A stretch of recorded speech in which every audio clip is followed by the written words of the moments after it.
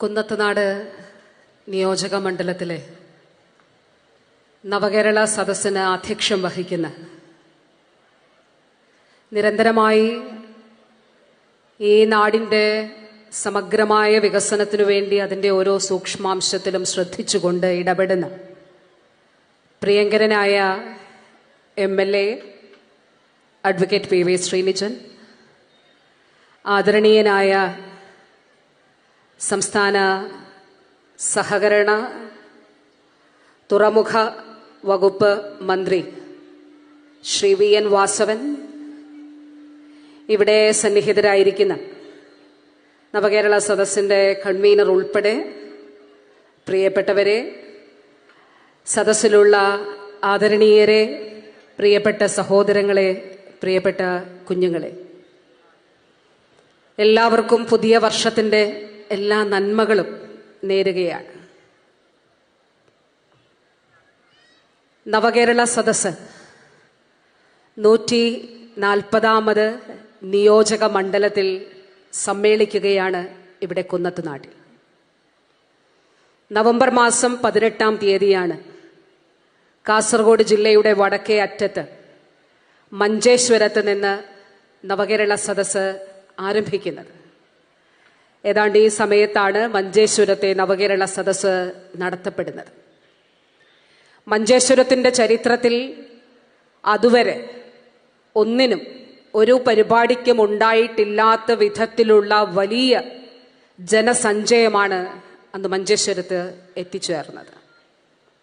അതിനുശേഷം ഇങ്ങോട്ട് എല്ലാ നിയോജക മണ്ഡലങ്ങളിലും ഡിസംബർ മാസം 23-ാം തീയതി തിരുവനന്തപുരത്ത് വട്ടിയൂർക്കാവിൽ 2 നിയോജക മണ്ഡലങ്ങളുടെ നവകേരള സദസ്സ് ഒന്നിച്ച് നടത്തപ്പെട്ട് ഏതാണ്ട് ഔദ്യോഗികമായ സമാപനം കഴിഞ്ഞതാണ്. പക്ഷേ കേരളത്തിൻ്റെ രാഷ്ട്രീയ രംഗത്ത് നിറഞ്ഞ് നിന്നിരുന്ന നമുക്കൊക്കെ പ്രിയങ്കരനായിരുന്ന ശ്രീ കാനം രാജേന്ദ്രൻ, അദ്ദേഹത്തിൻ്റെ അപ്രതീക്ഷിതമായ വിയോഗത്തെ തുടർന്ന് ഒരു ദിവസം എറണാകുളം ജില്ലയിലെ പരിപാടികൾ മാറ്റിവെച്ചത്. അത് അങ്ങനെ മാറ്റിവെച്ചത് കൊണ്ടാണ് ഇന്നലെയും ഇന്നുമായി കുന്നത്തുനാട്ടിൽ ഉൾപ്പെടെ നവകേരള സദസ്സ് നടത്തപ്പെടുന്നത്. മഞ്ചേശ്വരം മുതൽ ഇങ്ങ് കുന്നത്തുനാട് വരെ ഒരേ രീതിയിൽ ഒരേ ജനപങ്കാളിത്തമാണ് 140 നിയോജക മണ്ഡലങ്ങളിലും ഞങ്ങൾ കണ്ടത്. പ്രത്യേകിച്ച് എടുത്തു പറയേണ്ടതാണ്, ഡിസംബർ 23-ന് ശേഷം കുറച്ച് ദിവസങ്ങൾക്ക് ശേഷമാണ് ഇവിടെ കുന്നത്തുനാട്ടിലും എറണാകുളം ജില്ലയിലെ മറ്റു 3 നിയോജക മണ്ഡലങ്ങളിലും നവകേരള സദസ്സ് നടത്തപ്പെടുന്നത്. പക്ഷെ ഇവിടെ നിന്ന് അങ്ങോട്ട് നോക്കുമ്പോൾ തീർച്ചയായിട്ടും അഭിനന്ദിച്ചു പോകാതെ വയ്യ. കുന്നത്തുനാട് നവകേരള സദസ്സ് വിജയകരമാക്കിയ നിങ്ങൾ ഓരോരുത്തർക്കും ഹൃദയാഭിവാദ്യങ്ങൾ അർപ്പിക്കുകയാണ്. ജനാധിപത്യത്തിൻ്റെ ചരിത്രത്തിലെ പുതിയ ഒരു അധ്യായത്തിനാണ് നവകേരള സദസ്സിലൂടെ കേരളം തുടക്കം കുറിച്ചത്. 5 വർഷത്തിലൊരിക്കൽ ജനങ്ങളെ വന്ന് കണ്ടു പോകുന്നവരല്ല പ്രതിനിധികൾ. അതാകരുത് ജനാധിപത്യവും. ജനങ്ങളുടെ ഹിതമറിഞ്ഞ് ജനങ്ങളുടെ ഇഷ്ടത്തിനനുസരിച്ച് സമഗ്രമായ സുസ്ഥിരമായ എല്ലാവരെയും ഉൾക്കൊള്ളുന്ന ഇൻക്ലൂസീവായിട്ടുള്ള വികസനം സാധ്യമാക്കണം എന്നുള്ളതാണ് ജനാധിപത്യത്തിൻ്റെ കാഴ്ചപ്പാട്. കേരളത്തിലെ ഇടതുപക്ഷ ജനാധിപത്യ മുന്നണിയുടെ കാഴ്ചപ്പാടും അതുതന്നെയാണ്. 2016-ൽ ഇടതുപക്ഷ ജനാധിപത്യ മുന്നണി കേരളത്തിൽ അധികാരത്തിലെത്തുമ്പോൾ നമ്മുടെ കേരളത്തെ സംബന്ധിച്ച് കുറേയേറെ കാര്യങ്ങൾ ആസൂത്രണം ചെയ്തു. അങ്ങനെ കാര്യങ്ങൾ വിഭാവനം ചെയ്യുന്നതിന് ഒരു പശ്ചാത്തലമുണ്ടായിരുന്നു. എന്തായിരുന്നു ആ പശ്ചാത്തലം? നമ്മുടെ എല്ലാ മണ്ഡലങ്ങളിലും എല്ലാ മേഖലകളിലും നാം അനുഭവിച്ച ഒരു പിന്നോട്ടു പോക്കായിരുന്നു പുതിയൊരു കേരളത്തെക്കുറിച്ച് സ്വപ്നം കാണുവാൻ അന്ന് കേരള ജനതയെ പ്രേരിപ്പിച്ചത്. പൊതുവിദ്യാഭ്യാസ മേഖലയിൽ 2016-ന് മുൻപുള്ള ഒരു കാലയളവിൽ 5 ലക്ഷം കുഞ്ഞുങ്ങളാണ് പൊതുവിദ്യാലയങ്ങളിൽ നിന്ന് കൊഴിഞ്ഞുപോയത്. സർക്കാർ സ്കൂളുകളുടെ അവസ്ഥ വളരെ ശോചനീയമായി തീർന്ന ഒരു സാഹചര്യം. കേരളത്തിലെ ആശുപത്രികളെ സംബന്ധിച്ചിടത്തോളം സർക്കാർ ആശുപത്രികളിൽ അവയവമാറ്റം, ഇപ്പോൾ കരൾ മാറ്റിവെക്കൽ ശസ്ത്രക്രിയ ഉൾപ്പെടെയുള്ളവ സർക്കാരിൻ്റെ ഒരു ആശുപത്രിയിലും ഇല്ലാത്ത സാഹചര്യം. ഒരു ജില്ലാ ആശുപത്രിയിലും കാത്തലാബോ കാർഡിയോളജിസ്റ്റോ ഹൃദ്രോഗ ചികിത്സയോ ഇല്ലാതെ ഇരുന്ന ഒരു സാഹചര്യം. കേരളത്തിൽ നവജാത ശിശു മരണ നിരക്ക് 12 നിന്ന ഒരു സാഹചര്യം. 1000 കുഞ്ഞുങ്ങൾ ജനിക്കുമ്പോൾ, അന്ന് ആ കാലയളവിലത്തെ കണക്ക് 1000 കുഞ്ഞുങ്ങൾ ജനിക്കുമ്പോൾ കേരളത്തിൽ 12 കുഞ്ഞുങ്ങൾ മരണമടയുന്നു എന്നുള്ളതായിരുന്നു. ആദിവാസി മേഖലയിൽ അത് അതിലും കൂടുതലായുള്ള ഉയർന്നതായിട്ടുള്ള ഒരു കണക്കായിരുന്നു. പല വലിയ പദ്ധതികളും ഒരു കാലത്തും നടക്കില്ല എന്ന് പറഞ്ഞ് അടച്ചുപൂട്ടപ്പെട്ട ചുവപ്പ് നാടയിൽ കുരുങ്ങുക മാത്രമല്ല, ഇത് കേരളത്തിൽ നടക്കാൻ പോകുന്നില്ല എന്ന് തീരുമാനിച്ചുകൊണ്ട് നിശ്ചയിച്ച് മാറ്റിവെക്കപ്പെട്ട സാഹചര്യം. ഏതായിരുന്നു ആ അടിസ്ഥാന അല്ലെങ്കിൽ ആ വമ്പൻ പദ്ധതികൾ ഏതൊക്കെയായിരുന്നു? നമ്മുടെ ദേശീയപാതാ വികസനം അങ്ങ് തിരുവനന്തപുരം മുതൽ കാസർഗോഡ് വരെ 45 മീറ്റർ വീതിയിൽ ദേശീയപാതാ വികസനം സാധ്യമാക്കണം. മറ്റ് സംസ്ഥാനങ്ങൾക്കൊക്കെ ദേശീയപാത വലിയ രീതിയിൽ വികസിക്കുമ്പോൾ കേരളത്തിൽ റോഡുകളിൽ ഇറങ്ങിയാൽ മണിക്കൂറുകൾ വാഹനങ്ങൾക്കുള്ളിൽ കഴിയേണ്ട ഗതികേട് കേരളീയർക്കുണ്ടായിരുന്നു. അവിടെയാണ് അടിസ്ഥാന സൗകര്യ വികസന മേഖലയിൽ ദേശീയപാതാ വികസനത്തിൽ കൃത്യമായ തീരുമാനത്തോടെ, ആർജവത്തോടെ ദേശീയപാതാ വികസനം സാധ്യമാക്കണമെന്ന് കണ്ടുകൊണ്ട് 2016 കേരളത്തിന്റെ ആദരണീയനായ മുഖ്യമന്ത്രി ശ്രീ പിണറായി വിജയൻ ഡൽഹിയിൽ എത്തിച്ചേർന്നുകൊണ്ട് അന്നത്തെ കേന്ദ്രമന്ത്രിയെ കണ്ട് കേരളം ഇതിന് സന്നദ്ധമാണ്, 45 മീറ്റർ വീതി ദേശീയപാത വികസിപ്പിക്കണം, അതിന് മറ്റൊരു സംസ്ഥാനവും ചെയ്യാത്ത വിധത്തിൽ കേരളത്തിന്റെ ധനപങ്കാളിത്തം കൂടി ഉണ്ടാകും എന്ന് ഉറപ്പ് നൽകി അത് അനുവദിച്ചുകൊണ്ട് അത് മുന്നോട്ട് കൊണ്ടുപോകുന്നത്. ഇന്ന് നമ്മളൊന്ന് പരിശോധിച്ചാൽ വിസ്മയകരമായിട്ടുള്ള വികസനമാണ് ദേശീയപാതയിൽ ഉണ്ടാകുന്നത്. അടച്ചുപൂട്ടപ്പെട്ട മറ്റൊരു പദ്ധതിയാണ് ഗെയിൽ പാചകവാതക പൈപ്പ് ലൈൻ. ഗെയിൽ പദ്ധതിയുമായി ബന്ധപ്പെട്ട് എറണാകുളം ജില്ലയിൽ നിന്ന് സംസാരിക്കുമ്പോൾ നമുക്ക് ഇതിന്റെ പ്രത്യക്ഷമായ ഫലം അനുഭവിച്ച വ്യക്തികളുള്ള ജില്ലയാണ്, അല്ലെങ്കിൽ ജില്ലയാണ് എറണാകുളം ജില്ല. ഇന്ന് നമ്മുടെ അടുക്കളകളിൽ പൈപ്പ് ലൈനിലൂടെ പാചകവാതകം എത്തുന്ന സാഹചര്യത്തിലേക്ക് എത്തപ്പെട്ടെങ്കിൽ ഒരിക്കൽ ഇത് കേരളത്തിൽ നടപ്പിലാകില്ല എന്ന് പറഞ്ഞ് അവസാനിപ്പിച്ച ഒരു പദ്ധതിയാണ് എന്ന് കാണണം. അവിടെയും കൃത്യമായ ഇടപെടലുകളോടുകൂടി ബഹുമാനപ്പെട്ട മുഖ്യമന്ത്രിയുടെ നേതൃത്വത്തിൽ പദ്ധതി മുന്നോട്ട് കൊണ്ടുപോയി. ഇപ്പോൾ ഈ അടുക്കളകളിൽ എത്തുന്ന പാചകവാതകം പിന്നീട് പല തലങ്ങളിലേക്ക്, വ്യാവസായിക മേഖലയിൽ ഉൾപ്പെടെ വലിയ മാറ്റങ്ങൾക്കിടയാകുന്നു. ആ രീതിയിലേക്ക് നമ്മുടെ സാധ്യതകളെ ഉപയോഗിക്കുന്നതിന് വേണ്ടിയിട്ടാണ് ഇപ്പോൾ അവസരങ്ങൾ തുറക്കപ്പെട്ടിരിക്കുന്നത്. അടച്ചുപൂട്ടപ്പെട്ട നടക്കില്ല എന്ന് കരുതിയ മറ്റൊരു പദ്ധതിയാണ് ഇടമൺ കൊച്ചി പവർ ഹൈവേ. ഞാൻ ഓർക്കുന്ന ബഹുമാനപ്പെട്ട മുഖ്യമന്ത്രിയുടെ നേതൃത്വത്തിൽ മീറ്റിംഗ് നടന്ന്, ഞാൻ കഴിഞ്ഞ മന്ത്രിസഭയുടെ കാലഘട്ടത്തിൽ MLA ആണ്. മീറ്റിംഗ് വിളിച്ചു ചേർത്തു. ബഹുമാനപ്പെട്ട മുഖ്യമന്ത്രി പറഞ്ഞു, ഈ പദ്ധതി നടപ്പിലാക്കാൻ തീരുമാനിച്ചു, ഇനി അതെങ്ങനെ നടപ്പിലാക്കണമെന്നുള്ളത് മാത്രം നമുക്ക് ചർച്ച ചെയ്യാം. കേരളത്തിന്റെ ഊർജ വിതരണ രംഗത്ത്, രംഗത്ത് ഇന്നുണ്ടായിട്ടുള്ള മാറ്റം, പവർ കട്ട്, ലോഡ് ഷെഡിങ്, ഇതെല്ലാം നമുക്ക് പഴങ്കഥകളായി തീർന്നിരിക്കുകയാണ്. ട്രാൻസ്മിഷൻ ലോസ്, പ്രസരണ നഷ്ടം ഒഴിവാക്കിക്കൊണ്ട് കൃത്യമായ വോൾട്ടേജിൽ ഇവിടെ ക്വാളിറ്റിയുള്ള പവർ എത്തിക്കുന്നതിന് വേണ്ടിയിട്ടുള്ള വലിയ ഒരു ഇടപെടലായിരുന്നു. നമ്മൾ റോഡിൽ പറയില്ലേ, ബൈപ്പാസ് പോലെ എത്തിക്കും. ആ രീതിയിൽ മറ്റിടങ്ങളിൽ നിന്ന് ഇവിടേക്ക് വൈദ്യുതി എത്തിക്കുന്നതിന് തടസ്സം നേരിട്ടാലും ഊർജ്ജരംഗത്ത് ബൈപ്പാസുകൾ സൃഷ്ടിച്ചുകൊണ്ട്, ബൈപ്പാസ് വേകൾ സൃഷ്ടിച്ചുകൊണ്ട് ഇവിടെ വൈദ്യുതി കൊണ്ടുവരുന്നതിനും നമുക്ക് സാധിച്ചു. അതാണ് ഇന്ന് കേരളത്തിലെ വൈദ്യുത മേഖലയിൽ ഉണ്ടായിട്ടുള്ള വലിയ മാറ്റങ്ങൾക്ക് അടിസ്ഥാനമായത്. അങ്ങനെ ഒട്ടേറെ പദ്ധതികൾ നിർത്തിവെച്ചു പോയ സാഹചര്യം അതായിരുന്നു 2016 ഉണ്ടായിരുന്നത്. അവിടെയാണ് പുതിയ കേരളത്തെക്കുറിച്ച് നാം സ്വപ്നം കണ്ടത് ബഹുമാനപ്പെട്ട മുഖ്യമന്ത്രിയുടെ നേതൃത്വത്തിൽ. എന്തായിരുന്നു പുതിയ കേരളത്തിന്റെ ലക്ഷ്യം? നവകേരളം. എല്ലാവർക്കും ഒരു വ്യത്യാസവുമില്ലാതെ ഉയർന്ന ജീവിത സാഹചര്യങ്ങളുള്ള എന്ന് വെച്ചാൽ എല്ലാവർക്കും പാർപ്പിടമുള്ള, എല്ലാവർക്കും വിദ്യാഭ്യാസത്തിന് ആക്സസിബിലിറ്റി അല്ല, വിദ്യാഭ്യാസം ലഭിക്കുക എന്നുള്ളത് മാത്രമല്ല, ഗുണനിലവാരമുള്ള വിദ്യാഭ്യാസം ലഭിക്കുന്നതിന് വേണ്ടിയിട്ടുള്ള സാഹചര്യം ഉണ്ടാകുക. എല്ലാവർക്കും ആരോഗ്യ സേവനം, ചികിത്സ കൃത്യമായ ഗുണനിലവാരത്തോടുകൂടി അത് ഉറപ്പാക്കപ്പെടുന്ന സാഹചര്യം ഉണ്ടാകുക. ഓരോ വീട്ടിലും ഒരാൾക്കെങ്കിലും തൊഴിലുണ്ടാകുന്ന സാഹചര്യം ഉണ്ടാവുക. ഇതാണ് ഉയർന്ന ജീവിത സാഹചര്യങ്ങളുള്ള ഒരു കേരളം സൃഷ്ടിക്കണം എന്ന് 2016 നാം സ്വപ്നം കണ്ടത്. 2023 നാം സംസാരിക്കുമ്പോൾ ഈ പറഞ്ഞ മേഖലകളിൽ നാം ഒട്ടേറെ മുന്നോട്ട് പോയിട്ടുണ്ട്. കണക്കുകളിലൂടെ നമുക്ക് സംസാരിക്കാം. ഞാൻ പറഞ്ഞു, 2016 മുൻപ് 5 ലക്ഷം കുഞ്ഞുങ്ങൾ പൊതുവിദ്യാലയങ്ങളിൽ നിന്ന് കൊഴിഞ്ഞുപോയി. 2016 ശേഷമുള്ള സാഹചര്യം 10 ലക്ഷം കുഞ്ഞുങ്ങൾ കേരളത്തിന്റെ പൊതുവിദ്യാലയങ്ങളിൽ എത്തിച്ചേർന്നു. 2016 മുൻപ് കേരളത്തിൽ പൊതുവിദ്യാലയങ്ങളിൽ ഒരൊറ്റ സ്മാർട്ട് ക്ലാസ് റൂം ഉണ്ടായിരുന്നില്ല. ഒരു സർക്കാർ സ്കൂളിലും സ്മാർട്ട് ബോർഡോ അനുബന്ധ സൗകര്യങ്ങളോ ഉണ്ടായിരുന്നില്ല. ഇന്ന് കേരളത്തിൽ 1 മുതൽ 12 വരെയുള്ള എല്ലാ സർക്കാർ സ്കൂളുകളിൽ ഉൾപ്പെടെയുള്ള പൊതുവിദ്യാലയങ്ങൾ സ്മാർട്ട് ക്ലാസ്സുകളാണ്, സ്മാർട്ട് ക്ലാസ് റൂമുകളാണ് ഉള്ളത്.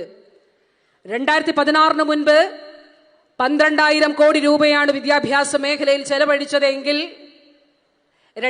ഈ കഴിഞ്ഞ 6-7 വർഷം കൊണ്ട് 20,000 കോടി രൂപ, അതുകൂടാതെ കിഫ്ബിയിലൂടെയും പ്ലാൻ ഫണ്ടിലൂടെയും ഏതാണ്ട് 5,000 കോടി, 25,000 കോടി രൂപയാണ് വിദ്യാഭ്യാസ മേഖലയിൽ ചെലവഴിക്കപ്പെട്ടിട്ടുള്ളത്. 2,300 സ്കൂളുകളുടെ അടിസ്ഥാന സൗകര്യത്തിൽ വലിയ മാറ്റങ്ങൾ ഉണ്ടായി. ഇന്ന് സർക്കാർ സ്കൂളുകൾ നോക്കിയാൽ ഏത് സ്വകാര്യ സ്കൂളിനോടൊപ്പം അതിനേക്കാൾ മികച്ചതായി നിൽക്കുന്ന സർക്കാർ സ്കൂളുകൾ. ഇന്ന് കേരളത്തിന്റെ ആരോഗ്യ മേഖലയിൽ നോക്കിയാൽ, ഞാൻ പറഞ്ഞു 2016 മുൻപ് ഇവിടെ ഒരൊറ്റ ജില്ലാ ആശുപത്രിയിലും കാർഡിയോളജിസ്റ്റ് ഉണ്ടായിരുന്നില്ല, കാത്ത് ലാബ് ഉണ്ടായിരുന്നില്ല, സൂപ്പർ സ്പെഷ്യാലിറ്റി സേവനങ്ങൾ ഉണ്ടായിരുന്നില്ല. ഞാൻ സംസാരിക്കുന്നത് എറണാകുളം ജില്ലയിൽ നിന്നാണ്. ഈ കഴിഞ്ഞ മാസം രാജ്യത്തിന്റെ ആരോഗ്യ മേഖലയിൽ, സർക്കാർ മേഖലയിൽ ചരിത്രം സൃഷ്ടിച്ചുകൊണ്ട് എറണാകുളം ജനറൽ ആശുപത്രിയിൽ ആദ്യമായി ഇന്ത്യയിൽ ഒരു ജില്ലാ ആശുപത്രിയിൽ കിഡ്നി ട്രാൻസ്പ്ലാന്റേഷൻ നടത്തി വിജയകരമായി സാധ്യമായി അവർ വീട്ടിൽ ഡിസ്ചാർജായി പോയി. ഇന്ന് കേരളത്തിലെ 11 ജില്ലകളിൽ 12 ജില്ലകളിൽ ജില്ലാ ആശുപത്രികളിൽ കാത്ത് ലാബ് ഉണ്ട്. കാസർഗോഡ് എൻഡോസൾഫാൻ ഇരകളായിട്ടുള്ള സഹോദരങ്ങളുള്ള കാസർഗോഡ് ജില്ലയിലും അവിടെ കാത്ത് ലാബ് ആരംഭിച്ചു. അവിടെ പേസ് മേക്കർ ഉൾപ്പെടെ വെച്ചു പിടിപ്പിക്കുന്ന ഇന്റർവെൻഷൻസ് നടക്കുകയാണ്. പ്രൈമറി ആൻജിയോപ്ലാസ്റ്റി ഉൾപ്പെടെയുള്ളവ അവിടെ നടക്കുകയാണ്. വയനാട് ജില്ലയിൽ അതിശക്തമായ മഴയുണ്ടായാൽ മണ്ണിടിച്ചിലൂടെ ഒറ്റപ്പെട്ടു പോകുന്ന വയനാട് ജില്ലയിൽ കാത്ത് ലാബ് പ്രവർത്തനം ആരംഭിച്ചിരിക്കുകയാണ്. ആദിവാസി മേഖലയിലെ ഉൾപ്പെടെ സഹോദരങ്ങൾക്ക് ഗുണഫലം ലഭിക്കുന്ന നിലയിൽ കാത്ത് ലാബുകൾ അവിടെ ഉണ്ടായിരിക്കുകയാണ്. അവിടെ നമുക്ക് രൂപപ്പെടുത്തുവാനായിട്ട് സാധിച്ചു. കേരളത്തിന്റെ ആരോഗ്യ മേഖലയിൽ നവജാത ശിശു മരണ നിരക്ക് നവോത്ഥാന കാലഘട്ടത്തിൽ തുടങ്ങി സഖാവ് EMSന്റെ ആദ്യ സർക്കാരിന്റെ കാലഘട്ടത്തിലെ സാർവത്രിക വിദ്യാഭ്യാസ നിയമത്തിലൂടെ ഉൾപ്പെടെ നാം ആർജിച്ച വിദ്യാഭ്യാസ മുന്നേറ്റത്തിലൂടെയും സാമൂഹിക മുന്നേറ്റത്തിലൂടെയുമാണ് കേരളത്തിൽ മികച്ച ആരോഗ്യ സൂചകങ്ങൾ ഉണ്ടായത്. കുഞ്ഞ് ജനിക്കുമ്പോൾ മരിക്കരുത്, പ്രസവിക്കുമ്പോൾ ഒരു സ്ത്രീ മരിക്കാൻ പാടില്ല. ഇങ്ങനെയുള്ള ബോധ്യങ്ങളുടെ അടിസ്ഥാനത്തിലാണ് കേരളത്തിന്റെ ആരോഗ്യ മേഖലയിൽ നമ്മൾ ഇടപെടലുകൾ നടത്തിയത്. ദീർഘവീക്ഷണത്തോടെയുള്ള ആ ഇടപെടലുകളുടെ ഫലമായി നമ്മൾ മുന്നോട്ട് പോയെങ്കിലും 2011 മുതൽ 16 വരെയുള്ള കാലഘട്ടത്തിൽ നമ്മുടെ ഇൻഫന്റ് മോർട്ടാലിറ്റി റേറ്റ് 12 നിലനിന്നു. ഐക്യരാഷ്ട്രസഭ പറഞ്ഞു 2030 ആകുമ്പോൾ സസ്റ്റൈനബിൾ ഡെവലപ്മെന്റ് ഗോൾ, സുസ്ഥിര വികസന സൂചികളുടെ അടിസ്ഥാനത്തിൽ 2030 ആകുമ്പോഴേക്കും ഈ ഇൻഫന്റ് മോർട്ടാലിറ്റി റേറ്റ് 6 ആകണം. നമ്മൾ എവിടെ എത്തി നിൽക്കുന്നത്? 2021 നമ്മുടെ ഇൻഫന്റ് മോർട്ടാലിറ്റി റേറ്റ്, നവജാത ശിശു മരണ നിരക്ക് 6 2023 കഴിഞ്ഞ് 2024 ജനുവരിയിൽ നമ്മൾ സംസാരിക്കുമ്പോൾ കേരളത്തിന്റെ ഇൻഫന്റ് മോർട്ടാലിറ്റി റേറ്റ്, നവജാത ശിശു മരണ നിരക്ക് 4. അമേരിക്കൻ ഐക്യനാടുകൾ ഉൾപ്പെടെയുള്ള വികസിത രാജ്യങ്ങളുടെ ഡേറ്റയേക്കാൾ അല്ലെങ്കിൽ അതിനോടൊപ്പം നിൽക്കുന്ന ബെറ്റർ ആയിട്ടുള്ള മികച്ച ഒരു ഡേറ്റയാണ് നമ്മുടേത്. നമ്മുടെ ആരോഗ്യ മേഖലയിൽ 2016 വരെ 665 കോടി രൂപയായിരുന്നു ബജറ്ററി അലോക്കേഷൻ, ബജറ്റിൽ വിനിയോഗിച്ചിരുന്നത്. ഇന്ന് അടുത്ത ബജറ്റ് വരാൻ പോകുന്നതേയുള്ളൂ. 2023 സംസ്ഥാന ബജറ്റിൽ 2,852 കോടി രൂപയാണ് ആരോഗ്യ മേഖലയ്ക്ക് വേണ്ടി മാറ്റിവെച്ചത്. നമ്മുടെ സർക്കാർ മേഖലയിൽ 2022 കരൾ മാറ്റിവെക്കൽ ശസ്ത്രക്രിയ, സങ്കീർണമായ ശസ്ത്രക്രിയയാണ് സാധ്യമായി. കോട്ടയം മെഡിക്കൽ കോളേജിൽ സൗജന്യമായി 40-45 ലക്ഷം രൂപ ചെലവാക്കണ്ട, സൗജന്യമായി അവിടെ വിജയകരമായി നടക്കുന്നു. തിരുവനന്തപുരം മെഡിക്കൽ കോളേജിൽ ആരംഭിച്ചു. കോഴിക്കോട് പ്രത്യേക ട്രാൻസ്പ്ലാന്റേഷൻ ഇൻസ്റ്റിറ്റ്യൂട്ട് ആരംഭിക്കാനായിട്ട് പോകുകയായിരുന്നു. സാമൂഹ്യക്ഷേമ പെൻഷൻ 2016 ഇടതുപക്ഷ ജനാധിപത്യ മുന്നണി ഇവിടെ ജനങ്ങൾ തിരഞ്ഞെടുക്കുമ്പോൾ 18 മാസത്തെ സാമൂഹ്യക്ഷേമ പെൻഷൻ കുടിശ്ശികയായിരുന്നു. എത്ര രൂപയായിരുന്നു? 600 രൂപ. ആ 600 രൂപ പോലും 18 മാസം കൊടുത്തിട്ടില്ല. ഇടതുപക്ഷ ജനാധിപത്യ മുന്നണി 2016 നിയമസഭാ തെരഞ്ഞെടുപ്പിലെ പ്രകടന പത്രികയിൽ പറഞ്ഞു, ഈ തെരഞ്ഞെടുപ്പിൽ ഇടതുപക്ഷം ജയിക്കുമ്പോൾ 1000 രൂപയാക്കി ഉയർത്തും. ചില നേതാക്കൾ രാജ്യത്ത് തന്നെ പിന്നെ ഇപ്പോൾ ഒന്നാമതായിട്ടോ അല്ലെങ്കിൽ ഒന്നാമതെന്ന് പറഞ്ഞാൽ ഒന്നാമതോ രണ്ടാം നിരയിലോ ഒക്കെ നിൽക്കുന്ന സ്ഥാനമനുസരിച്ച് ചില നേതാക്കൾ പറഞ്ഞു, പ്രകടന പത്രികയിലെ കാര്യമോ, അതൊക്കെ ഇലക്ഷൻ സമയത്ത് പറയാനുള്ളതല്ലേ, അതൊന്നും പാലിക്കാനുള്ളതല്ലല്ലോ എന്ന് പറഞ്ഞെങ്കിൽ ഇടതുപക്ഷ ജനാധിപത്യ മുന്നണിയുടെ ബോധ്യം, ജനങ്ങൾക്ക് നൽകിയ വാക്ക് അത് പാലിക്കാനുള്ളതാണ് എന്ന് കൃത്യമായി ഉറപ്പാക്കിക്കൊണ്ട് ആദ്യത്തെ മന്ത്രിസഭ 1000 രൂപയാക്കി ഉയർത്തി. 1600 രൂപയായി അതിലെത്തി നിൽക്കുകയാണ്. ഒരാളും പറഞ്ഞിട്ടല്ല 1600 രൂപയാക്കി ഉയർത്തിയത്. ആ 1600 രൂപ ഇനിയും കൂട്ടണം എന്നുള്ളതാണ് കേരളത്തിലെ സർക്കാർ കാണുന്നത്. എത്ര കൂട്ടാൻ കഴിയുമോ അത്രയും കൂട്ടണം എന്നുള്ളത് തന്നെയാണ് കാണുന്നത്. അന്ന് കൊടുക്കാനുണ്ടായിരുന്ന കുടിശ്ശിക 2016 വരെ കൊടുക്കാനുണ്ടായിരുന്ന 18 മാസത്തെ കുടിശ്ശിക കൊടുത്തു തീർത്തത് കഴിഞ്ഞ സർക്കാരാണ്. അന്ന് വരെ എത്ര പേർക്ക്, ഞാൻ കണക്കാണ് പറഞ്ഞു, എത്ര രൂപ കൊടുക്കുന്നു എന്നുള്ളത് പറഞ്ഞു, 600 രൂപ. എത്ര പേർക്ക് പെൻഷൻ ലഭിക്കുന്നുണ്ടായിരുന്നു എന്നുള്ളത് അറിയാമോ? 32 ലക്ഷം പേർക്കാണ് 2015-16 സാമ്പത്തിക വർഷത്തിൽ അവിടെ വരെ ആ വർഷവും പെൻഷൻ ലഭിച്ചത്. ഇന്ന് കേരളത്തിൽ പെൻഷൻ ലഭിക്കുന്നവരുടെ എണ്ണം 62 ലക്ഷമാണ്.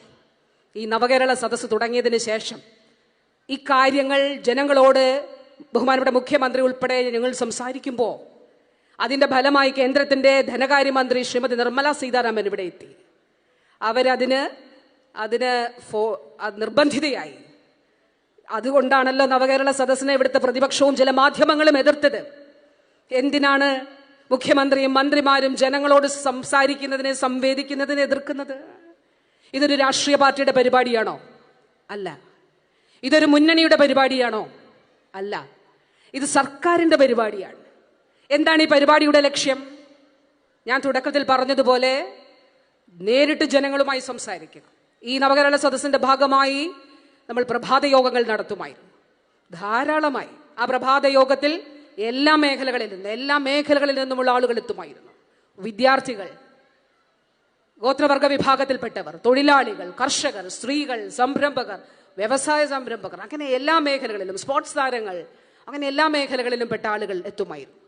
അവർക്ക് പറയാനുള്ളത് ബഹുമാനപ്പെട്ട മുഖ്യമന്ത്രി 2 മണിക്കൂർ അവർക്ക് പറയുവാനുള്ളത് കേൾക്കും. ഓരോന്നായി CM കുറിച്ചെടുക്കും. എന്തൊക്കെയാണ് പറഞ്ഞത്? അവരുടെ തൊഴിൽ മേഖലയാകട്ടെ, അവരുടെ പഠന മേഖലയാകട്ടെ, അവർ ജീവിക്കുന്ന പ്രദേശത്തിന്റെ വിഷയമാകട്ടെ, ഓരോ വിഷയങ്ങളും പറഞ്ഞ് എഴുതിയെടുക്കും. എടുത്തിട്ട് അതിനോട് പ്രതികരിക്കും. അക്കാര്യങ്ങൾ ഇപ്പോൾ ഞങ്ങൾക്ക് നിർദ്ദേശം നൽകിയിട്ടുണ്ട്. ഇക്കാര്യങ്ങൾ എന്തൊക്കെയാണ് അതാത് വകുപ്പുകളുമായി ബന്ധപ്പെട്ട് നമ്മൾ ചെയ്യേണ്ടതായിട്ടുള്ള കാര്യങ്ങൾ. അങ്ങ് കാസർഗോഡ് മുതൽ ഇവിടെ വരെ, എറണാകുളം, അങ്ങ് തിരുവനന്തപുരം വരെ എത്രയോ ആളുകൾ, എത്രയോ ഉദാഹരണങ്ങൾ പറയാനായിട്ട് കഴിയും. സങ്കീർത്തനയും സരസ്വതിയും സിദ്ധിക്കും, അതുപോലെ ഒട്ടനേകം ആളുകൾ. സങ്കീർത്തന ഒരു കൊമേഴ്സ്യൽ പൈലറ്റാണ് കേട്ടോ. പട്ടികജാതി വിഭാഗത്തിൽപ്പെട്ട ഒരു മകളാണ്. അവളുടെ സ്വപ്നം പൈലറ്റ് ആവുക എന്നുള്ളതായിരുന്നു. ആ സ്വപ്നം യാഥാർത്ഥ്യമാക്കാൻ പക്ഷെ സാമ്പത്തിക സ്ഥിതി ഉണ്ടായിരുന്നില്ല. സംസ്ഥാന സർക്കാരിന്റെ ചിറകുകൾ വിങ്സ് എന്ന പദ്ധതിയിൽ സ്കോളർഷിപ്പ് അനുവദിച്ചു. കണ്ണൂരിൽ സങ്കീർത്തന പങ്കെടുക്കുമ്പോൾ സങ്കീർത്തന പറന്നിരുന്നത് മേഘങ്ങൾക്കും അവളുടെ സ്വപ്നങ്ങൾക്കും മീതിയായിരുന്നു. അവൾ കൊമേഴ്സ്യൽ പൈലറ്റിന്റെ ലൈസൻസ് എടുത്തു. അതിന്റെ സന്തോഷം അറിയിക്കാനാണ് വന്നത്. അതുപോലെ സിയ മെഹറിൻ എന്നുള്ളൊരു മകൾ വന്നു. 10ാം ക്ലാസ്സിലാണ് പഠിക്കുന്നത്. കോഴിക്കോടാണ് വന്നത്. സിയ പറഞ്ഞു, ബഹുമാനപ്പെട്ട മുഖ്യമന്ത്രിയോട് പറഞ്ഞു, അവിടെ സിയ വീൽ ചെയറിൽ അവിടെ ഇരുന്നിട്ട് പറഞ്ഞു, ഞാൻ 8 മാസങ്ങൾക്ക് മുൻപ് ഇരുന്നാണ് ഉറങ്ങിയിരുന്നത്. സിയയ്ക്ക് സ്പൈനൽ മസ്കുലർ അട്രോഫി എന്ന രോഗമാണ്, അപൂർവ രോഗമാണ്. അപ്പൊ നട്ടലിന് പ്രശ്നങ്ങളുണ്ട്. ഇവിടെ എല്ലാം അങ്ങനെ ആ മകൾക്ക് കിടക്കാൻ പറ്റില്ല. ഞാൻ 8 മാസം വരെ ഇരുന്നാണ് ഉറങ്ങിയിരുന്നത്. തിരുവനന്തപുരം മെഡിക്കൽ കോളേജിൽ സ്കോളിയോസിസ് സർജറി ലക്ഷക്കണക്കിന് രൂപ ചെലവ് വരുന്നതാണ്. സൗജന്യമായി നടത്തി. ഇന്ന് ഞാൻ കിടന്നാണ് ഉറങ്ങുന്നത്. ഞാൻ യാത്ര ചെയ്യുമ്പോൾ എനിക്ക് പുഴ കാണാം, മരം കാണാം, പുറത്തുള്ള ആളുകളെ കാണാം. കാരണം എനിക്ക് നിവർന്നിരിക്കാൻ കഴിയും. അവൾ ആ സന്തോഷം അറിയിക്കാൻ വന്നതാണ്. അങ്ങനെ ഒട്ടനേകം ആളുകൾ എല്ലാ ജില്ലകളിലും ഓരോ ദിവസവും ഈ നവകേരള സദസ്സിന്റെ ഭാഗമായി എത്തിച്ചേർന്നു. പ്രഭാത സദസ്, ജനങ്ങളുമായിട്ടുള്ള ഇന്ററാക്ഷൻ, ആശയവിനിമയം.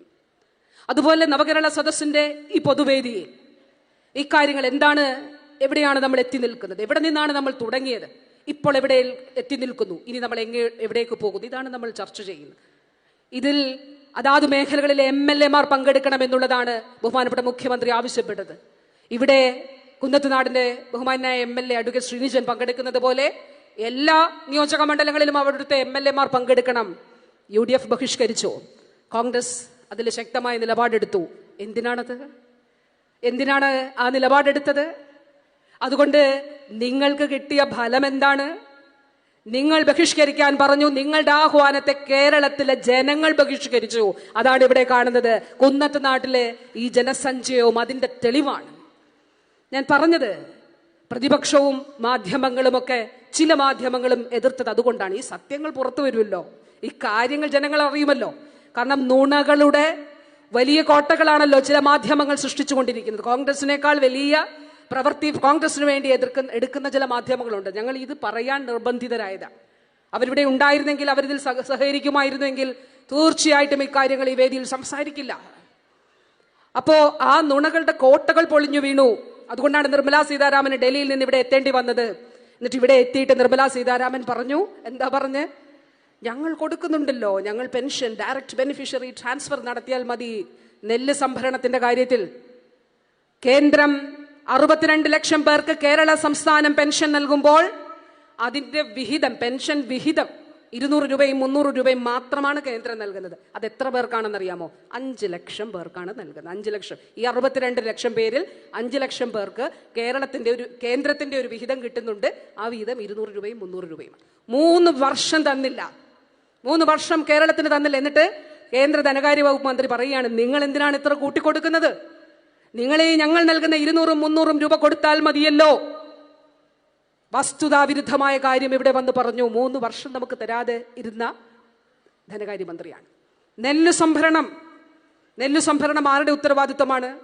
കേന്ദ്ര സർക്കാരിന്റെ ഉത്തരവാദിത്തം. കേന്ദ്ര സർക്കാരിന്റെ ഉത്തരവാദിത്തത്തിൽ കേരളത്തിന് നൽകാനുള്ളത് 792 കോടി രൂപയാണ്. തന്നിട്ടുണ്ടോ? തന്നിട്ടില്ല.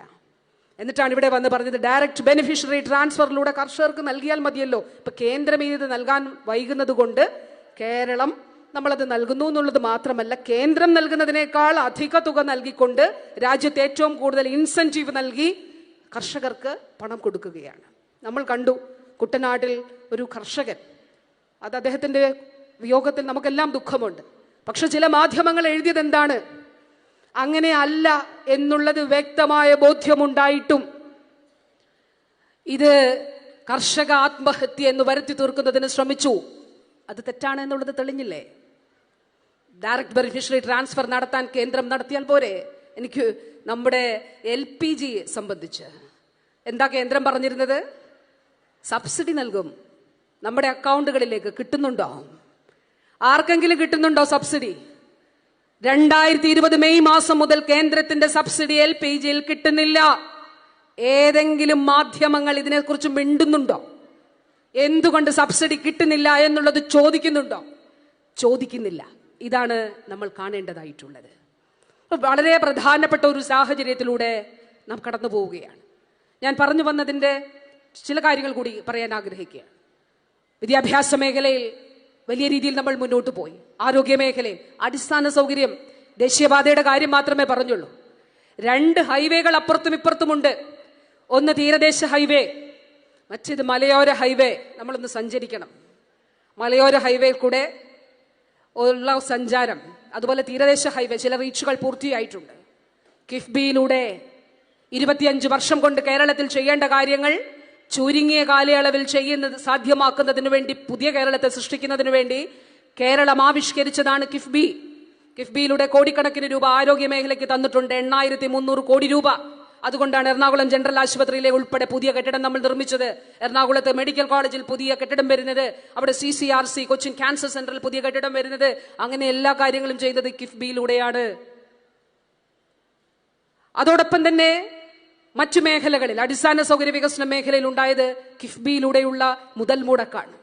ഇപ്പൊ കേന്ദ്രം പറഞ്ഞിരിക്കുന്നത് എന്താണെന്നറിയുമോ? കേരളത്തിന് ഇനി കടമെടുക്കാൻ പറ്റില്ല. കിഫ്ബിയിലൂടെ എടുത്ത പണം സംസ്ഥാനത്തിന്റെ കടമായിട്ട് കണക്ക് കൂട്ടുന്നു. അപ്പൊ നമ്മൾ വിചാരിക്കും അത് ശരിയാ. അങ്ങനെയല്ല. കേന്ദ്രം ഇപ്പൊ നാഷണൽ ഹൈവേ അതോറിറ്റിയിലൂടെ സമാനമായി കടമെടുക്കുന്നു. അത് ധാരാളം നിർലോഭമെടുക്കുകയാണ്. പക്ഷെ കേന്ദ്രം മനഃപൂർവ്വം ചെയ്യുന്ന എന്താ? കേന്ദ്രം പണം നൽകുന്നുമില്ല, നമുക്ക് അർഹതപ്പെട്ട പണം നൽകുന്നുമില്ല. നമ്മൾ തനിയെ മുന്നോട്ട് പോകുന്നതിനുള്ള സാഹചര്യം കൂടി തടയുകയാണ് ചെയ്യുന്നത്. 10ാം ധനകാര്യ കമ്മീഷന്റെ കാലഘട്ടത്തിൽ കേരളത്തിന് ലഭിച്ചിരുന്നത് 3.82%. അത്ര ധനവിഹിതമാണ്. പക്ഷേ 15ാം ധനകാര്യ കമ്മീഷന്റെ കാലഘട്ടത്തിൽ എത്തി നിൽക്കുമ്പോൾ 1.92% നേർപകുതിയായിട്ട് കുറച്ചിരിക്കുകയാണ്. അതായത് ഇതിന്റെ ചുരുക്കം ഇത്രയേ ഉള്ളൂ, നമുക്ക് അർഹമായിട്ടുള്ളത് ലഭിക്കുന്നില്ല. ആരോഗ്യ മേഖലയിൽ ഈ 3ാം പാദവും അവസാനിച്ചല്ലോ. സാമ്പത്തിക വർഷത്തിന്റെ 3ാം പാദവും അവസാനിച്ചു. നമുക്ക് ലഭിക്കേണ്ടത് 212 കോടി രൂപയാണ്. എന്താ അവർ പറഞ്ഞേക്കുന്നതെന്ന് അറിയാമോ? ആദ്യം പറഞ്ഞു ഞങ്ങളുടെ ലോഗോ കൂടി വെക്കണം, നമ്മുടെ സ്ഥലം, നമ്മുടെ കെട്ടിടം പെയിന്റ് അടിക്കാൻ അവർ കുറച്ച് 7 ലക്ഷം രൂപ വല്ലതും തരും. ആ 7 ലക്ഷം രൂപ അവരുടെ ഔദാര്യമൊന്നുമല്ല, അവകാശപ്പെട്ടതാണ് സംസ്ഥാനങ്ങൾക്ക്. അപ്പൊ അത് ലഭിക്കുമ്പോൾ അവർ പറഞ്ഞു ഞങ്ങളുടെ ലോഗോ വെക്കണം. നമ്മൾ പറഞ്ഞു ശരി, ലോഗോ വെച്ചു, കോ ബ്രാൻഡിങ് വെച്ചു. 99% അപ്ലോഡ് ചെയ്തപ്പോൾ ഡിസംബർ മാസത്തിൽ ഒരു സർക്കുലർ, നിങ്ങളുടെ ആരോഗ്യ കേന്ദ്രത്തിന്റെ പേര് മാറ്റണം, പേരിനെ ആയുഷ്മാൻ ആരോഗ്യ മന്ദിർ എന്നാക്കണം എന്നുള്ളതാണ്. അനുവദിക്കാൻ കഴിയില്ലല്ലോ, അനുവദിക്കാൻ കഴിയില്ല എന്നറിയിച്ചു. കേരളത്തിന് അവകാശപ്പെട്ട നമ്മുടെ ഭാഷയിലും സംസ്കാരത്തിലും നമ്മുടെ പരിചിതമായിട്ടുള്ള ഇടങ്ങളിലുമുള്ള കയ്യേറ്റം അനുവദിക്കില്ല. ഭരണഘടനാപരമായി സംസ്ഥാനങ്ങൾക്ക് അർഹമായിട്ടുള്ള കാര്യങ്ങൾ നൽകിയാൽ മതി എന്നുള്ളതാണ്. അത് നമ്മൾ കൃത്യമായി പറഞ്ഞിട്ടുണ്ട്. അപ്പൊ ഇങ്ങനെയുള്ള ധനവിഹിതങ്ങൾ നൽകുന്നില്ല എന്നുള്ളത് മാത്രമല്ല, നമുക്ക് സ്വന്തമായ നിലയിൽ മുന്നോട്ട് പോകുന്നതിന് കിഫ്ബി ഉൾപ്പെടെയുള്ള പെൻഷന്റെ കാര്യം ഞാൻ പറഞ്ഞു. പെൻഷൻ കമ്പനി രൂപീകരിച്ച് അതിലൂടെ എടുക്കുന്നതും കേന്ദ്രം കടമായിട്ട് കൂട്ടുകയാണ്. അപ്പൊ സാമ്പത്തികമായി കേരളത്തെ ഞെരിക്കുന്നതിന് വേണ്ടിയിട്ടുള്ള ബോധപൂർവമായിട്ടുള്ള ശ്രമം നടത്തുകയാണ്. കേരളം അതാതിടങ്ങളിൽ ശക്തമായ പ്രതിഷേധം അറിയിച്ചിട്ടുണ്ട്, തദ്ദേശ വകുപ്പിൽ ഉൾപ്പെടെയുള്ളവ. അതോടൊപ്പം തന്നെ മറ്റൊരു പ്രധാനപ്പെട്ട കാര്യം കൂടിയുണ്ട്. അതുകൂടി പറഞ്ഞുകൊണ്ട് ഞാൻ എൻ്റെ വാക്കുകൾ അവസാനിപ്പിക്കുകയാണ്. അസാധാരണമായിട്ടുള്ള ചില സാഹചര്യങ്ങളിലൂടെയാണ് നാം കടന്നു പോകുന്നത്. ഇപ്പം ഭരണഘടനാ പദവിയിലിരിക്കുന്ന ബഹുമാന്യനായിട്ടുള്ള ഗവർണറെ, അദ്ദേഹത്തെ ഉപയോഗിച്ചുകൊണ്ട് കേരളത്തിന്റെ സമാധാന അന്തരീക്ഷം തകർക്കുന്നതിന് വേണ്ടിയിട്ടുള്ള ചില ശ്രമങ്ങൾ നമ്മൾ കണ്ടു. ഇപ്പൊ മിഠായി തെരുവ് പോലെ ഏറ്റവും തിരക്കുള്ള ഇടങ്ങളിലൂടെ ഒരു സുരക്ഷാ മുന്നറിയിപ്പും ഇല്ലാതെ ബഹുമാനപ്പെട്ട ഗവർണർക്ക് നടക്കാൻ കഴിഞ്ഞത് അത് കേരളമായതുകൊണ്ടാണ്. ഇന്ത്യയിലെ മറ്റൊരു സംസ്ഥാനത്തും അദ്ദേഹത്തിന് അങ്ങനെ നടക്കാൻ കഴിയില്ല. കേരളത്തിന്റെ ക്രമസമാധാന നില അത്ര ഭദ്രമായതുകൊണ്ടാണ് അദ്ദേഹത്തിന് അത് ചെയ്യാൻ കഴിഞ്ഞത്. പക്ഷെ നിർഭാഗ്യകരമാണ്, അദ്ദേഹം ചിലരുടെ ചട്ടുകമായി മാറിയിരിക്കുന്നതാണ് നാം കാണുന്നത്. കേരളത്തിന്റെ സമാധാന അന്തരീക്ഷം തകർക്കുന്നതിനുള്ള ബോധപൂർവമായിട്ടുള്ള ശ്രമം കൂടി നമ്മൾ കാണുന്നു. അതിൻ്റെ കൂടെ ഒരു കാര്യം കൂടി ക്രിസ്മസ് കാലത്ത് നമ്മൾ കണ്ടു. ചിലർ ക്രിസ്മസ് കേക്കുകളുമായും ക്രിസ്മസ് കാർഡുകളുമായും വീടുകളും മച്ചിടങ്ങളും സന്ദർശിക്കുന്നത് കണ്ടു. ആ ക്രിസ്മസ് കാർഡുകളിൽ മണിപ്പൂരിലെ നിരപരാധികളുടെ രക്തമുണ്ട്. ആ ക്രിസ്മസ് കാർഡുകളിൽ പുറത്തൊരു ക്രിസ്മസ് വിളക്ക് തൂക്കാൻ കഴിയാത്ത ആളുകളുടെ നെടുവീർപ്പുണ്ട്.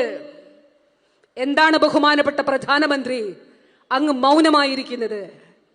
എന്തുകൊണ്ടാണ് അങ്ങ് മണിപ്പൂർ എന്ന് സന്ദർശിക്കാത്തത്? എന്തുകൊണ്ടാണ്? അവിടെ സ്ത്രീകൾ നഗ്നരാക്കപ്പെട്ട് നടന്നില്ലേ? അവിടെ കുഞ്ഞുങ്ങൾ വധിക്കപ്പെട്ടില്ലേ? അവിടെ യുവാക്കൾ വധിക്കപ്പെട്ടില്ലേ? ഇന്ത്യയിൽ മണിപ്പൂർ അശാന്തമായിരുന്നപ്പോൾ, അല്ലെങ്കിൽ ഇപ്പോഴും കഴിഞ്ഞ ദിവസവും അവിടെ ഒരു ജില്ലയിൽ 4 പേർ കൊല്ലപ്പെട്ടിട്ടുണ്ട്. നമ്മുടെ തൊട്ടടുത്തുള്ള സംസ്ഥാനമായ കർണാടകത്തിൽ ക്രിസ്മസ് കാരൽ ഇറങ്ങിയപ്പോൾ സാന്താക്ലോസിനെ ഉൾപ്പെടെ മർദ്ദിച്ചുകൊണ്ട് വളരെ ക്രൂരമായ രീതിയിൽ ആക്രമണം നടത്തി. ഗ്രഹാം സ്റ്റെയിന്റെയും കുഞ്ഞുങ്ങളുടെയും രക്തം ആ കാർഡുകളിൽ ഉണ്ട് എന്നുള്ളത് നാം കാണേണ്ടതുണ്ട്. രാജ്യത്ത് നാം കാണേണ്ടത് മതേതരത്വത്തിന്റെ മരണമണി മുഴങ്ങിയിരിക്കുകയാണ്. നാം കാതോർക്കണം. നമുക്ക് ഇടപെടാനുള്ള അവസരമാണ്, നാം പ്രവർത്തിക്കേണ്ട അവസരമാണ്. ഇന്ത്യയുടെ ഭരണഘടന ഉറപ്പ് നൽകുന്നതാണ്, പ്രിയാമ്പിൾ ഉറപ്പ് നൽകുന്നതാണ്, ഇന്ത്യ ഒരു സെക്യുലർ സ്റ്റേറ്റ് ആണ്, മതേതര രാഷ്ട്രമാണ് ഇന്ത്യ. മതേതരത്വത്തിന്റെ മരണമണി മുഴങ്ങുന്നു, നമുക്ക് ചെവികളിൽ കേൾക്കാം. 2014 2014 ഇലക്ഷൻ ദാറ്റ് ചേഞ്ച്ഡ് ഇന്ത്യ എന്ന് രാജ്ദീപ് സർദേശായിയുടെ ഒരു പുസ്തകമുണ്ട്. അദ്ദേഹം പ്രശസ്ത മാധ്യമ പ്രവർത്തകനാണ്. കോർപ്പറേറ്റുകൾ ഒരു മാധ്യമ സ്ഥാപനം വിലക്കെടുത്തപ്പോൾ സ്വന്തമായി പോയി മാധ്യമ സ്ഥാപനം തുടങ്ങി അല്ലെങ്കിൽ അതിൽ പ്രവർത്തിച്ച ആളാണ്. അദ്ദേഹം പറഞ്ഞൊരു കാര്യമാണ് ഉണ്ട്. ഗുജറാത്തിന്റെ മുഖ്യമന്ത്രി എന്ന നരേന്ദ്രമോദിയാണ് ഇന്ത്യയുടെ പ്രധാനമന്ത്രി. ആ വീടിന് അദ്ദേഹം ഈ നരേന്ദ്രമോദി താമസിക്കുന്ന വീടിന് ഏതാനും അടുത്ത് ഇദ്ദേഹത്തിന്റെ കാർ അപകടത്തിലായി. അതിൽ അഭയം ചോദിച്ചു, നിഷേധിച്ചു. ആ നിശബ്ദത തുടരുകയല്ലേ? മണിപ്പൂരിന്റെ കാര്യത്തിൽ ഇന്ത്യയിൽ പട്ടികജാതി പട്ടികവർഗ വിഭാഗങ്ങൾ ആക്രമിക്കപ്പെടുന്നു. 2022 നാഷണൽ ക്രൈം ബ്യൂറോയുടെ റിപ്പോർട്ട് അനുസരിച്ച് ഇന്ത്യയിൽ പട്ടികജാതി പട്ടികവർഗ വിഭാഗങ്ങൾക്കെതിരെ 58,000 ആക്രമണങ്ങൾ നടന്നിട്ടുണ്ട്. ലജ്ജിക്കണം. നാം എവിടേക്കാണ് പോകുന്നത്? ഇവിടെ പിന്നോക്ക വിഭാഗങ്ങൾ, പട്ടികജാതി പട്ടികവർഗ വിഭാഗങ്ങൾ, ന്യൂനപക്ഷ വിഭാഗങ്ങൾ സംരക്ഷിക്കപ്പെടണം. ഒരു ഇലക്ഷൻ അടുത്തു നിൽക്കുമ്പോൾ, പൊതു തെരഞ്ഞെടുപ്പ് അടുത്തു നിൽക്കുമ്പോൾ ആട്ടിൻ തോലിട്ട ചെന്നായ്ക്കൾ ഇപ്പോൾ സമൂഹത്തിൽ ഇറങ്ങുകയാണ്. കർണാടകത്തിൽ ഒരു നയം, ആന്ധ്രയിൽ ഒരു നയം, തമിഴ്നാട്ടിൽ ഒരു നയം, കേരളത്തിൽ മറ്റൊരു നയം. ഇതാണ് BJPയുടെ. അത് കുറച്ചു കാലത്തേക്കേ ഉള്ളൂ എന്നുള്ളത് നാം കാണേണ്ടതായിട്ടുണ്ട്. പ്രിയപ്പെട്ടവരെ, നമ്മുടെ കേന്ദ്രം എന്ത് തന്നെ നമ്മോട് ഏത് നിലപാട്, ഈ നിലപാട് തുടർന്നു കൊണ്ടുപോകുന്നത് എന്തിനാണ്? കേരളത്തിലെ ജനങ്ങളോടുള്ള, വാസ്തവത്തിൽ സർക്കാരിനെതിരെയല്ലല്ലോ. ഇപ്പൊ രാഷ്ട്രീയമായി കേന്ദ്രത്തിനൊപ്പം നിൽക്കാത്തതാണ് അവരുടെ പ്രശ്നം. അതുകൊണ്ടാണ് പണം നൽകാത്തത്. ഇന്ത്യയുടെ ഭരണഘടന ഉറപ്പു നൽകുന്ന പണമാണ്. അതുകൊണ്ടാണ് പണം നൽകാത്തത്. ശ്വാസം മുട്ടിക്കുന്നത് അതുകൊണ്ടാണ്, സാമ്പത്തികമായി ശ്വാസം മുട്ടിക്കുന്നത്. ഭരണഘടനാ പദവിയിലുള്ള ആളെ കൊണ്ട് ക്രമസമാധാന പാലനം അല്ലെങ്കിൽ അത് തകർക്കാൻ ശ്രമിക്കുന്നതോ അതുകൊണ്ടാണ്. പക്ഷെ കേരളം ചെറുത്തു നിൽക്കും. കാരണം നിങ്ങൾ നൽകുന്ന ഊർജമുണ്ട്. ഈ നവകേരള സദസ്സിൽ നിങ്ങളുടെ സാന്നിധ്യം നൽകുന്ന ഒരു പ്രഖ്യാപനമുണ്ട്. ആ പ്രഖ്യാപനം എന്താണ്? കേരളം എന്റേതാണ്, നമ്മുടേതാണ്, നമുക്ക് നമ്മുടെ മക്കളുടേതാണ്, തലമുറകളുടേതാണ്. നമ്മുടെ കേരളം എന്ന പൊതുവികാരത്തെ നശിപ്പിക്കാൻ, കേരളത്തിന്റെ വികസനത്തെ തടുക്കാൻ ആര് ശ്രമിച്ചാലും അതിനെതിരെ ഞങ്ങൾ ഒറ്റക്കെട്ടായി നിൽക്കുമെന്ന പ്രഖ്യാപനമാണ് കുന്നത്ത് നാട്ടിലെ ഈ ജനതതികളും നടത്തുന്നത് എന്ന് പറഞ്ഞുകൊണ്ട് നിങ്ങൾ ഓരോരുത്തരോടും ഹൃദയാഭിവാദ്യങ്ങൾ അറിയിച്ചുകൊണ്ട് എൻ്റെ വാക്കുകൾ ചുരുക്കുന്നു. അഭിവാദ്യങ്ങൾ.